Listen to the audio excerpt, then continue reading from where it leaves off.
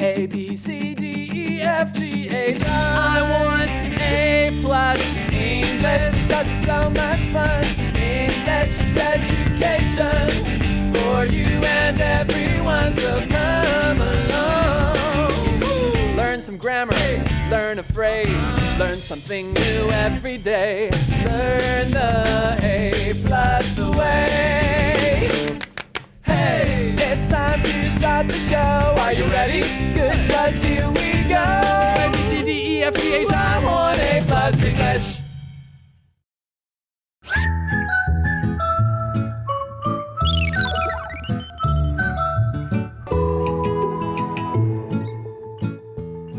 Hi everyone, welcome back to A+ English. I'm Pat. And I'm Laura. And today we're on part 2 of our article in which Simon and Lucia learn about education. Yesterday they discussed the difference between college and uni. We got more stuff to talk about today, but let's warm up by asking, would you like to study in another country? Why or why not? Absolutely. Studying in another country would be like going on a big adventure. You get to meet friends, new friends, try yummy foods, and learn about cool traditions from around the world. Yeah. I've always wanted to study in Switzerland, actually. Oh, fancy. Not just because of Swiss chocolate and cheese, but I think you get to learn so many languages at once. You probably would. Yeah, so that's probably why. Yeah, now I think back to when I was 18, did I want to leave the country to study back then? Probably no. I don't think I was. But when I was 21 and I graduated and had 3 years of uni, then I probably would have thought yes. I mean, I went to Scotland, which is another country, but it's in the UK, so it doesn't really count. But I think at 21, I was probably ready to do that. So I would say it's best maybe to do undergraduate in your own country, but postgraduate somewhere else. That would be great. Okay, well, what are Simon and Lucia talking about today? Let's find out in day 2.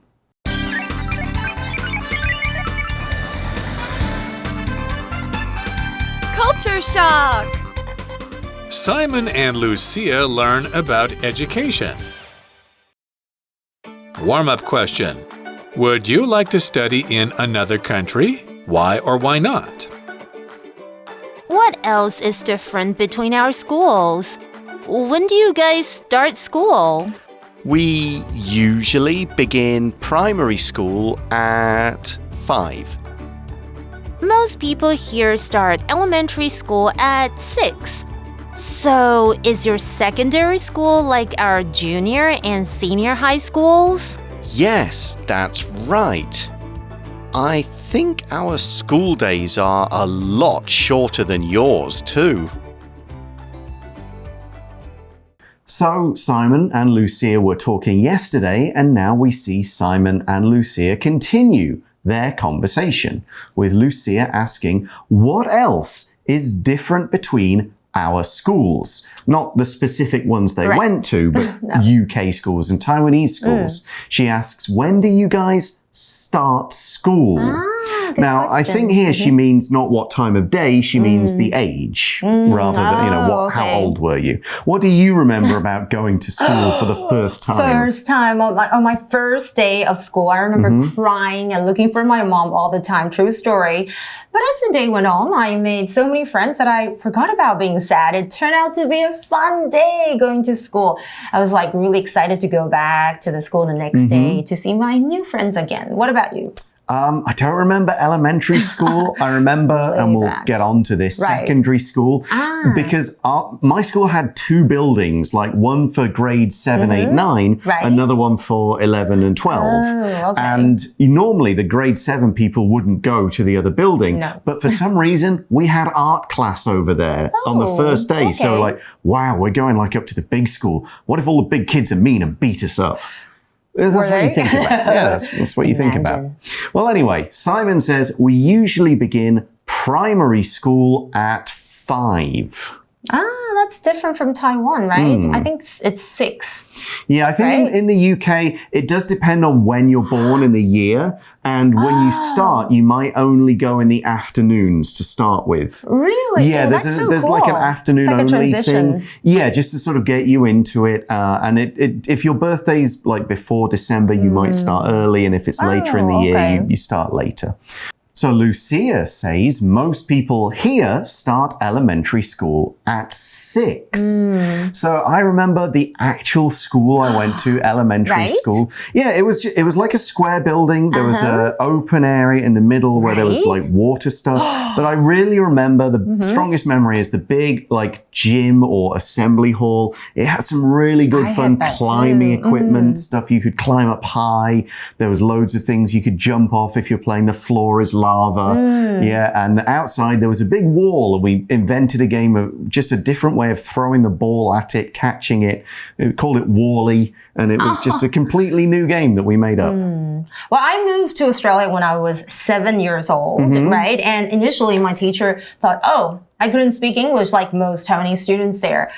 But I actually did. I spoke pretty good English because I went to an English-speaking school in Taiwan. It's called Dominican International School. Tiffany went there as well. Okay. So I had no problem at all. And then when a girl, she was supposed to be like my interpreter. Kind of switched. I know, because she couldn't speak a lot of English. So I think that was kind of fun. That is kind of fun. Yeah. Okay, back to the article, and Lucia says, so is your secondary school like our junior and senior high schools? Basically, yes. But so I mentioned our school had those 2 different buildings. I could think of all kinds of like funny stories, silly stories. One thing, let's hear one. as you walked between the schools, the sort of grades 7 to 9 and 11 to 12, it would be on the edge of basically a hill, a bank, and the number of times you saw people rolling or being thrown down that bank. What? It was just part of being at that school. Silly. The bank that you could jump down if you felt like it or get thrown down if you didn't. Yeah, well, so many stories to, but it's a long way down the memory lane. Yeah, so let's get back to the article. Okay, Simon says, yes, that's right. And then adds the thing that you mentioned yesterday. I think our school days are a lot shorter than yours too.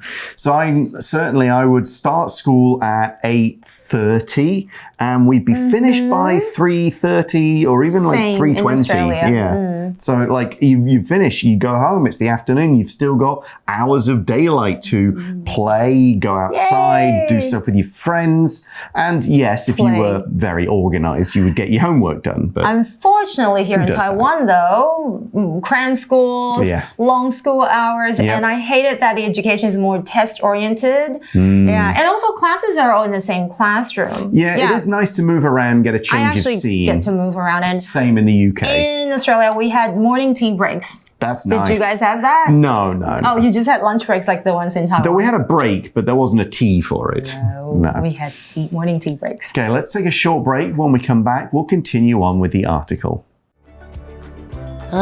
We have many exams to prepare for. Is that the same in the UK? We usually only have small exams at the ends of terms. Our first big exams, GCSEs, come when we're about 15. Then, after we finish our A-levels, we can go to uni. It's hard to get into uni. In Taiwan, almost everyone goes to university. That's quite different. British versus American English. term. Semester.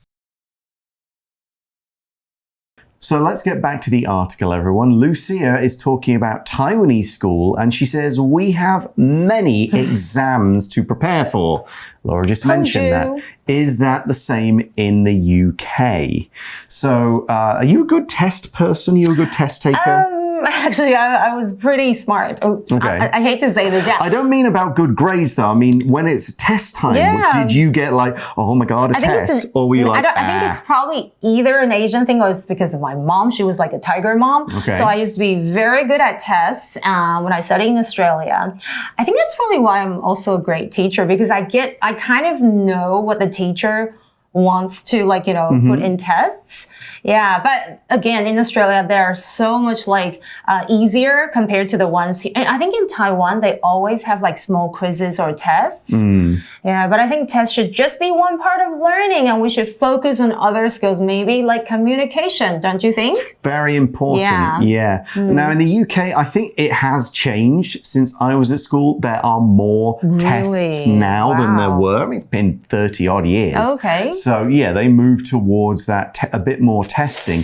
But even then, they weren't this, I could tell when I came to Taiwan that testing is such a big thing. It's a huge thing, yeah. And Simon kind of adds to this. He says, we usually only have small exams at the ends of terms. Terms is pretty similar to semester, but in the UK there are often 3 sort of terms rather than 2. We split it up a bit differently.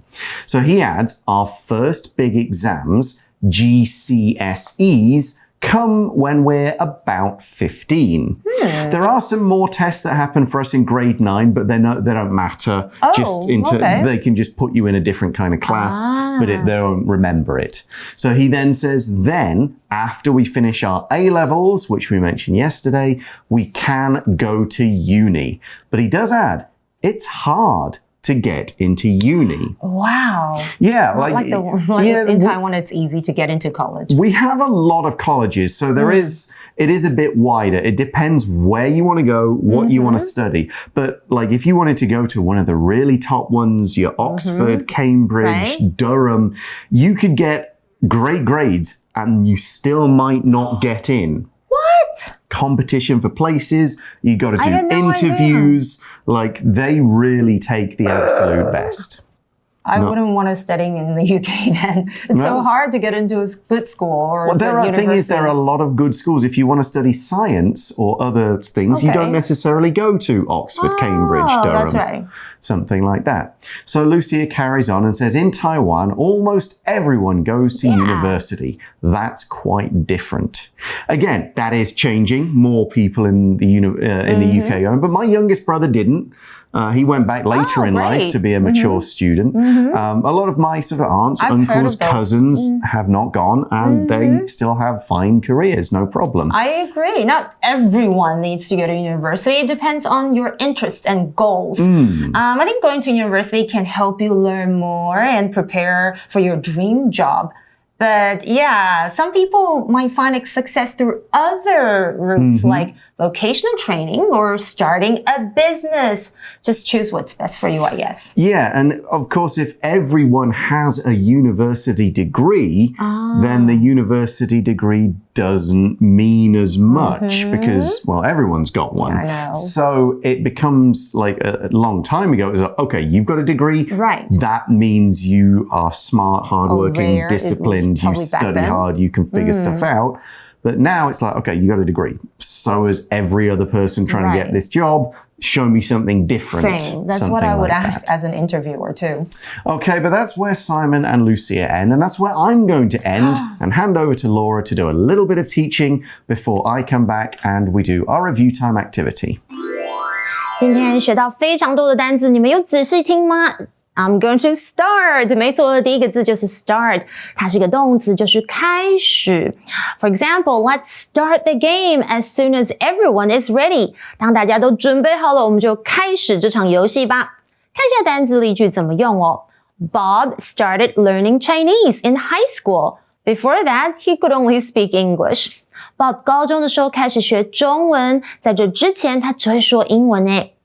再来就是 short 这个形容词有短期的或是短暂的意思哦。For example, the summer vacation is short but full of fun activities. 暑假虽然短暂，但是充满有趣的活动啊。看一下单字例句哦。After Mindy studied for tests all morning, she took a short break. 很棒哦。Mindy 准备了一整个早上的考试后，短暂的休息了一下。Exam 是我们下一个字哦，它就是考试，它是一个名词哦。For example, after the English exam, we celebrated with a pizza party to relax and have fun. 那我蛮想要这个期待考试结束哦，因为英文考试结束之后，我们举行了一个披萨的派对来放松还有玩乐。看一下单字例句有怎么用哦。The students used pencils to write their answers on the exam paper. 学生们用铅笔将答案写在试卷上。最后我们看到的是 prepare 这个动词，就是准备。Let's prepare a surprise party for our friend's birthday. 我们来为我们的朋友的生日准备一个惊喜派对吧。又或者我们看一下单字例句。We prepared for our trip by putting clothes in a bag. 我们将衣物装进包包里面，为我们的旅行做准备。好，接着我要提到的是 else 的用法。else 可以当作是副词啊，或者是用在形容词的后面，表示就是先前提到的人或者是事物，是不同于其他的人事物。好，举个例子，真的会比较清楚，像是 We already have pizza and burgers for dinner. What else do you want to eat? 我们已经有了披萨跟汉堡作为晚餐，所以是提到这两个东西哦。那他是说，那你还想要吃什么其他的呢？所以就不能再点披萨跟汉堡了。或者是I don't like chocolate ice cream. I want something else. I like strawberry. 我不喜欢巧克力冰淇淋，所以他说我想要 something else. 他想要其他的东西，所以他不要巧克力。比方像是什么呢？草莓。或者这个口语我们会常常用 I already have plans with someone else for that day. 这个有点礼貌的婉拒，就说不好意思，我不能去，因为那天我已经和其他人有约了。好啦，这就是我今天的教学。Let's now go to review time. Review time. Hi everyone, so we have 4 word power words today and they fit quite nicely into this crossword. So we've got 4 words, 1, 2, 3 and 4. Which one do you want to try and guess first? They're all longer. Number 3. Number 3. This is the shortest. An important test. Exam! Okay. I always go for the easier ones. E-X-A-M. Exam. Okay, so now you got the last letter of number 4. Do you want to try it? Okay. Okay, number 4 is to get ready to do something. My gosh, get ready. Yeah. 准备好去做什么吗？ Is it prepare? It is indeed. Oh, wow. P-R-E-P-A-R-E. Okay, so you now got the letters for 1 and 2. Which one do you want to go first? Which one's shorter? They're the same. I'm just going to go for 1. Number 1, not long. Soon over. Short! Indeed, it's not a long day, Like it's a short day. And vacation time. Finally, we've got number 2, begin. Start. Indeed, S-T-A-R-T. Yay, super easy. There we go. We have right. our word power crossword, and that means we are out of time for our lesson. Thanks very much for watching, everybody. For A+ English, I'm Pat. And I'm Laura. And we'll talk to you again soon. Bye-bye. Bye. Magic Box. 像我樱木花道这样的天才，不只是篮球，就连英文都难不倒我啦！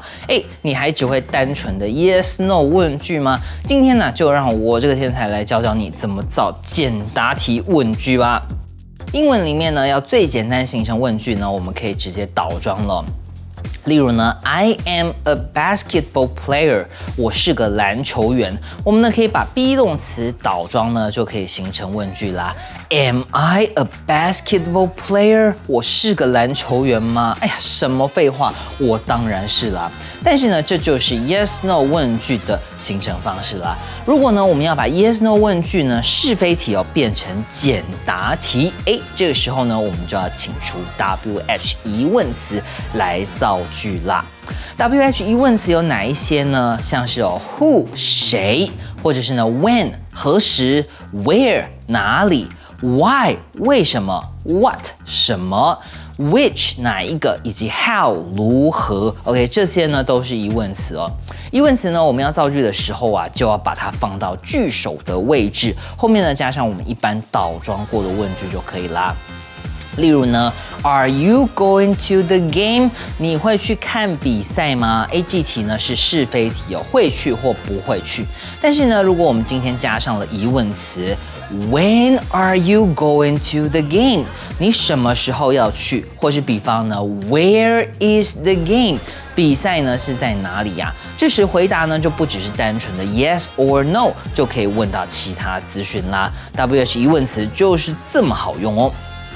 今天呢，我们就来多看一下 when 这个疑问词哦。这个疑问词呢，就可以用来问时间，回答的时候呢，自然也要回答时间了。